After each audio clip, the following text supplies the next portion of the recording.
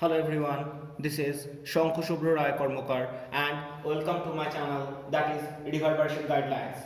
So it's the second part of Ohm's law in English version, and today I am going to explain the concept of resistance and Ohm's law. So here we go. In the previous class, we have just ended up at the topic where we have written V equal to IR, where V was the potential applied between 2 points and I was the current passing through the where, and R was the term which was introduced as resistance. But R has the expression of rho into L by A, where rho was the resistivity which was actually defined by M by N squared tau, where M is the mass of electron, L was the free electron per unit area, E was the charge of electron, and tau was the relaxation period, that is the time span between two successive collisions. And there were two more terms, that is L was the length of the wire and A was the cross-sectional area of the wire. So we can easily rewrite the total equation as IR equal to V. So we can predict that I equal to V by R. So we can write I proportional to V, where R is the constant and basically R is completely a dependent factor on the material. That's why the amount of current passing through a conducting wire can be defined in such way, and this is nothing but the concept of Ohm's law. So at a fixed temperature and other constant conditions, the amount of current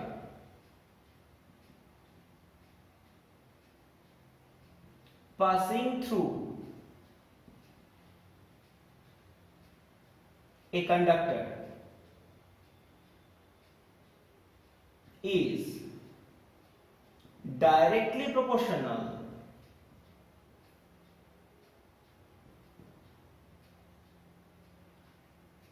with the potential drop applied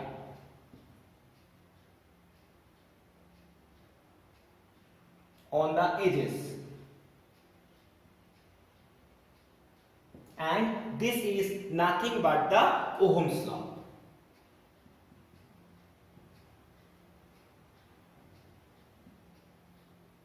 Now a very important word is going to be implemented, that at a fixed temperature. So temperature is a very important factor to describe the Ohm's law and the concept of resistance. Now we will highlight on that particular issue. Clear? Now we are trying to define the depending factors of resistance.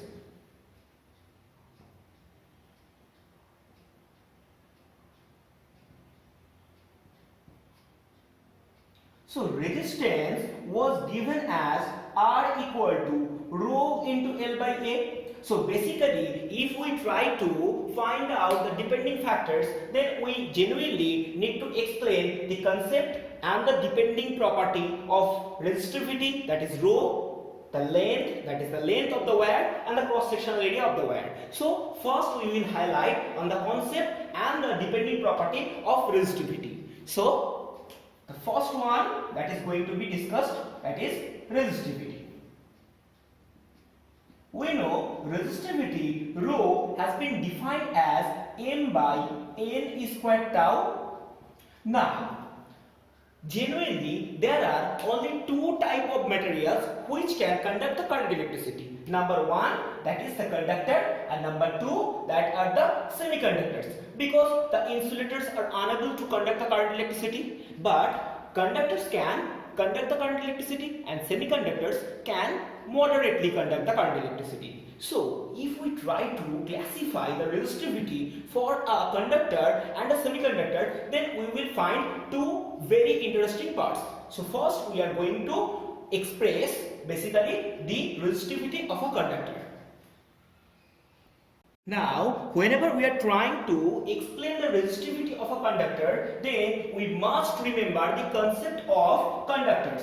A conductor is nothing but a metal. So, a metal must have a specified number of outermost orbit electrons. So, the first thing, the conductors have specified number of free electrons, and that's why the free electron density is also constant, right? As the number of free electrons is always constant, that's why they can't able to produce more electrons. So whenever we are increasing the temperature, the number of free electrons is not going to be increased. Only the kinetic energy of the electrons will be increased, because if we increase the temperature, then the spontaneous movement of the electrons are going to be increased.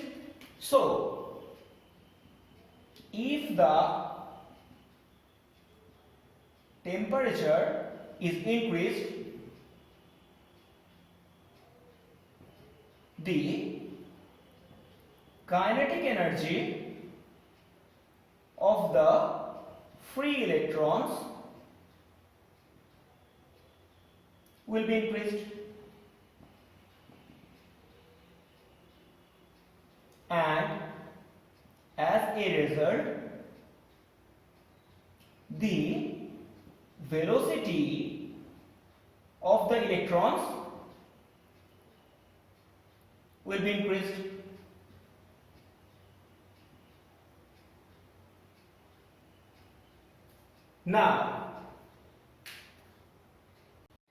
Now, as we have increased the temperature, the kinetic energy also has been increased, and as a result, the velocity of the electrons has been increased. And we know if the velocity of the electrons is going to be increased, then they are going to travel more path at that particular time, and this causes the randomness or the more random collisions between the electrons, and as a result, as the collision has been increased, the relaxation period is going to be decreased, because the time period between two successive collisions is going to be reduced. So we can write the relaxation period is going to be reduced due to the increment of drift velocity. So the tau is going to be reduced,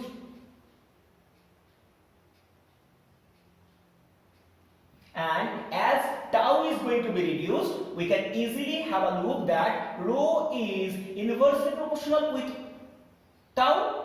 So if tau is going to be reduced, then resistivity will genuinely be increased, and if the resistivity is going to be increased, that's why the resistance of that certain metal is going to be increased. So for a conductor material,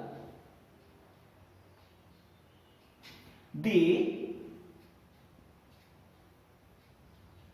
resistivity is proportional to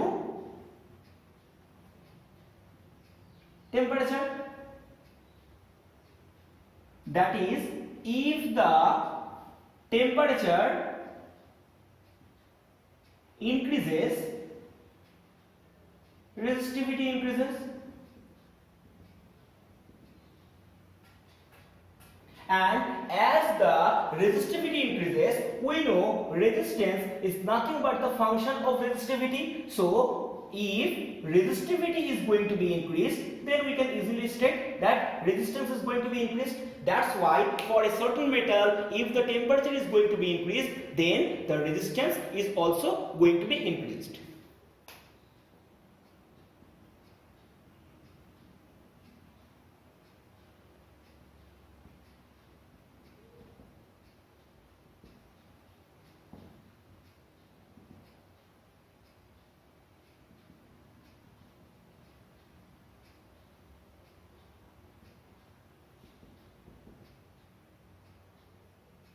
Clear?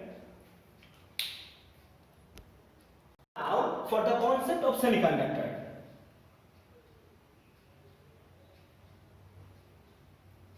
So for the concept of semiconductor is going to be implemented in the same way, where we will define two specified terms. Remember that semiconductors are nothing but the group 14 elements,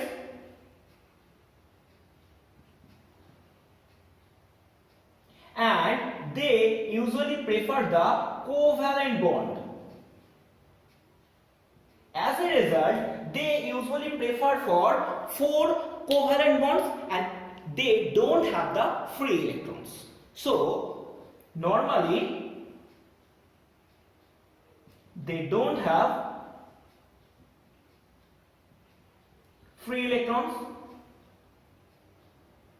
Now, whenever we are increasing the temperature, basically the covalent bonds are going to be ruptured, and as a result, the free electrons are going to be implemented. So, if we increase the temperature,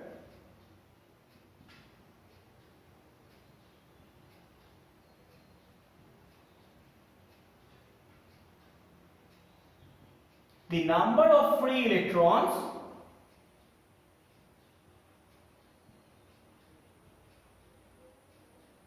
are going to be increased,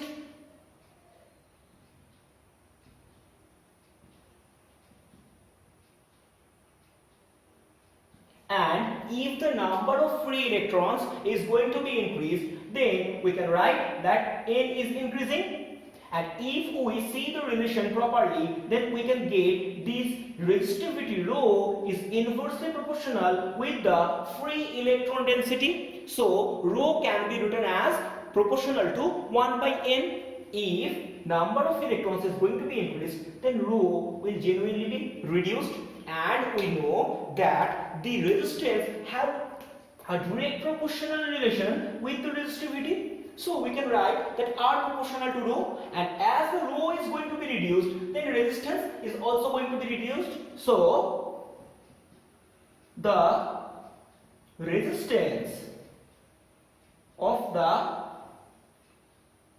semiconductor is going to be reduced if the temperature increases. Clear?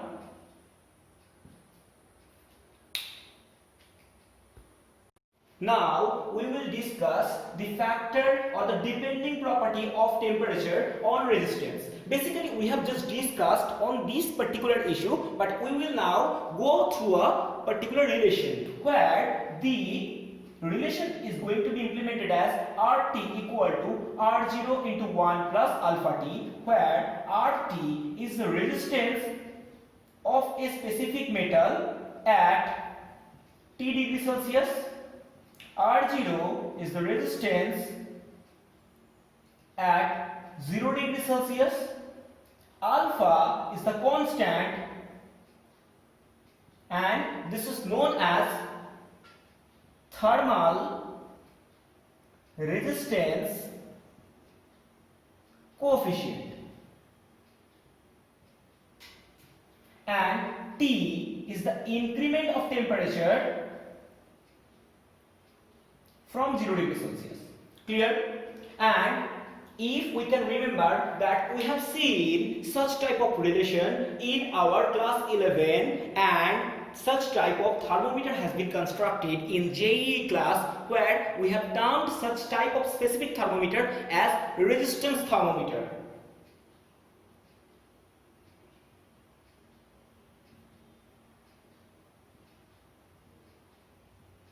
And remember, with the help of resistance thermometer, we can measure a huge temperature. Clear? The next part, where the resistance is going to be depend on the length. And if we imagine all the other data as constant, then R is going to be directly proportional with the length. So we can write that the resistance is directly proportional with the length of the wire. That is, if the length of the wire is going to be increased, then the resistance will be increased, because we know the propagation of electrons involve themselves in random collision. Clear?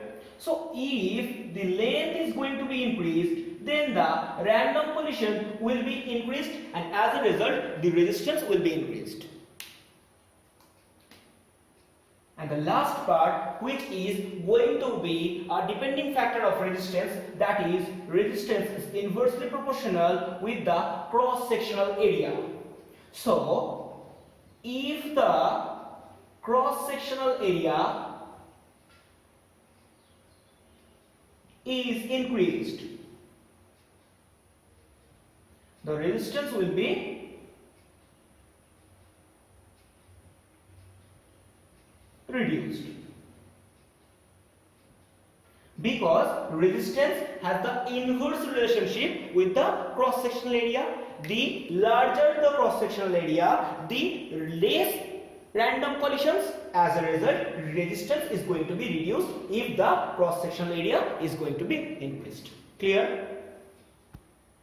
We have come to know the concept of Ohm's law. And the Ohm's law has been stated in such a way that I proportional to V, and if we eliminate the proportional sign, then we are getting a constant as 1 by R, where R is nothing but the resistance. So, if we try to find the concept of resistance, then we can write this is V by I. So, if we try to find the unit of resistance, then this will be nothing but volt by ampere. That is the unit of potential divided by the unit of current. So this will be volt per ampere, and this is known as ohm. So we are using a specified name for the concept of resistance in SI process. Clear? Now, if we try to find the dimension of resistance, then this will be a bit complicated. So, whenever we are trying to define the dimension, then we need to find the dimension of potential divided by the dimension of current. If we can remember, then we know the dimension of potential is nothing but the work done per unit charge. So we can write it as work per charge. And the dimension of current is nothing but the I. So work is going to be defined by mL square t to the power minus 2, whereas charge is going to be written as I into T, and current has the unit of I. So if we recalculate the total value, then we will find that this will be mL square t to the power minus 3 I to the power minus 2. And this is the dimension of resistance. Clear? Now, if we try to find out the concept of resistivity, then we know R is nothing but the rho into L by L. So basically, rho is going to be explained by R into A divided by L. So if we try to define the concept of resistivity, then we can write the resistance between 2 points placed at unit distance of a unit area plate is the resistivity. So if we try to find the unit of resistivity, then this will be nothing but the unit of resistance into area divided by length, and we know the unit of resistance has been given as ohm, and area has the unit of meter square and length has the unit of meter. So this will be ohm meter. Clear? And if we try to find the dimension, then this is very easy for us, because we have already calculated the value of dimension of resistance. So this is nothing but the resistance into meter, and we know the dimension of resistance has been given as mL square t to the power minus 3 I to the power minus 2 into length, and that's why this will be mL cube t to the power minus 3 and I to the power minus 2, and this is the dimension of resistivity. Clear? Now we will discuss on conductance. Basically, conductance is the reciprocal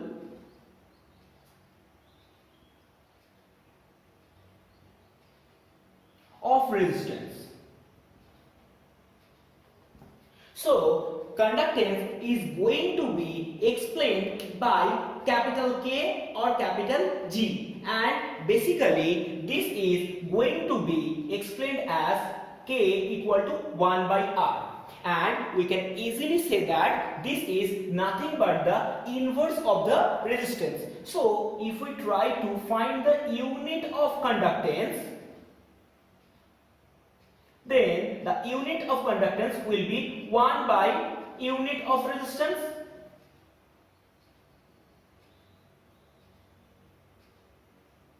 And we have told you earlier that the resistance has the unit of ohm. So this will be ohm inverse, or we will just shuffle the words, that is M will come first, then H, then O. So mho is the unit of conductance. Clear?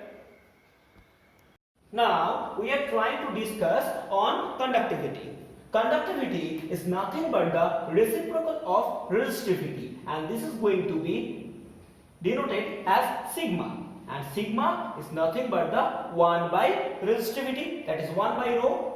And if we try to measure the unit of conductivity, then we will genuinely find it as 1 by unit of resistivity. So basically this will be 1 by ohm meter, that is ohm inverse, meter inverse or mho per meter. Clear? Now we will discuss on the topic of mobility. So first try to realize the concept of mobility. In the previous class, whenever we are trying to discuss the drift velocity, we have told that drift velocity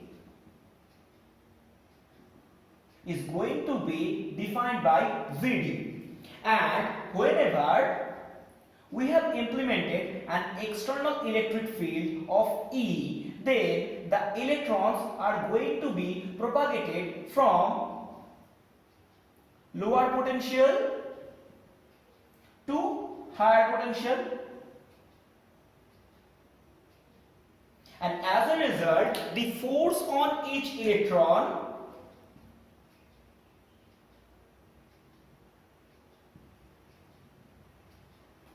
was charge of electron into the electric field.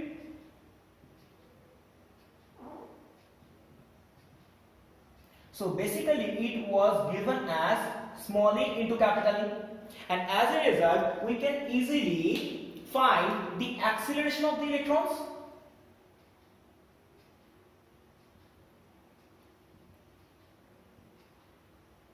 That was nothing but force per mass, and if the mass of each electron was imagined by m, then we can write the acceleration was given as small a equal to E into capital E divided by m, and the drift velocity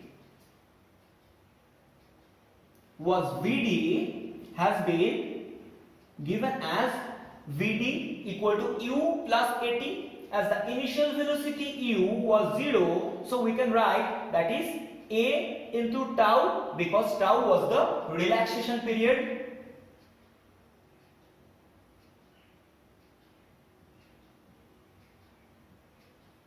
So we can write Vd as small e into capital E into tau divided by m. This is the concept of drift velocity. Now if we try to imagine the velocity of each electron when we have implemented a certain amount or unit amount of electric field, that is, if we try to find the value of Vd divided by E, then we will find this is E into tau divided by m, and this is nothing but the concept of mobility. So mobility is nothing but the drift velocity of an electron per unit external electric field. Clear? Now if we try to measure the unit of mobility, then we can write mu as Vd divided by E, because we know the mobility is going to be defined by mu. Now drift velocity is nothing but the velocity, so we can write as the unit of meter per second, whereas the unit of electric field is nothing but the Newton per coulomb. So if we try to regenerate the total concept, then this will be meter coulomb per Newton second. In the other hand, if we try to write it down in such a way where velocity is going to be defined by meter per second and electric field is going to be defined by volt per meter, then this will be meter square divided by volt second. So both are the applicable unit for the mobility. Clear? The last part of the day is the current density. So current density is basically the amount of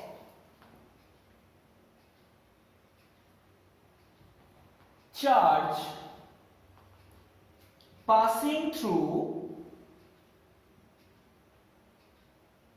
per unit area per unit time normally.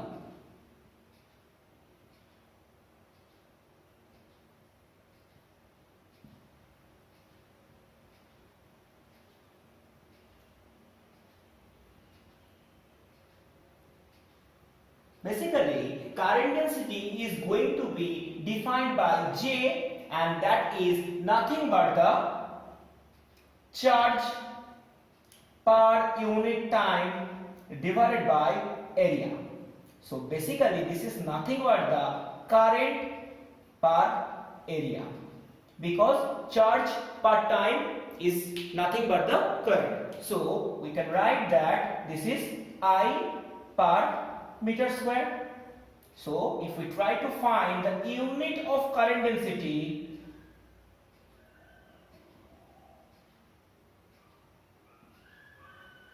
then we will find that this will be ampere per meter square, because the unit of current is ampere and the unit of area is nothing but the meter square. Clear? So end of the day, stay home, stay safe.